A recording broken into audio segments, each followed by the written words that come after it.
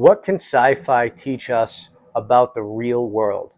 Here's why science fiction is more relevant than ever before today, and how I explore important themes in my book, Vitellarium: Descent into the Void.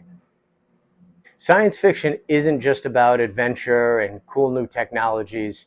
I mean, partly it is, but it's also about philosophical exploration of the human condition and how humanity can effectively evolve to find their place in an ever-changing technological world. The idea is that if we can forecast ways in which the world around us will advance, we can forecast pitfalls and foresee the potential problems that could arise before we ever have to deal with them directly. In Vitellarium, alongside solid-state holograms and faster-than-light travel, I also explore a number of different aspects of the human condition. For instance, what is the result of a centralized, entirely unchecked power in a world that is digitally interconnected? And what happens when the technological odds are heavily stacked against the citizens of that world?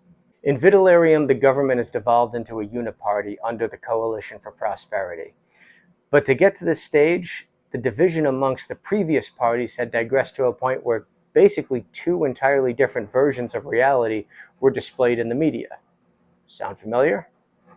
Well, the problem with this is, if it's not solved, it pits society against itself to a point where the only perceived solution is for one side to emerge victorious, which, unfortunately in this case, happens through violence. The result births the all-powerful and heavily authoritarian Coalition for Prosperity. In the book, I portray the vast dichotomy between government narratives and illegal forms of media by narrating segments of each.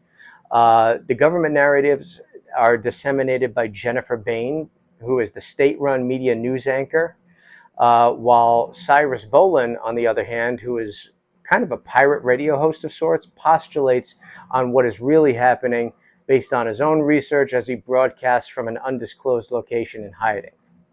As the reader, you get to see both sides of the story while you watch the actual events unfold in real time. The lesson to be learned here is what can happen when complete control of the news narratives is handed over to the government, and how violently they're often willing to enforce their stances when even the slightest dissent arises. Now, this isn't necessarily a new theme, and it's definitely not the only one I cover in Vitellarium: Descent into the Void, but it's certainly one that I wanted to include in the book, especially with the emergence of AI and its integration into the scene, but that's for a whole nother episode. So pick up your copy of Vitellarium: Descent into the Void today by clicking the links in the description, and follow us so that you can see future episodes of Inside Vitellarium.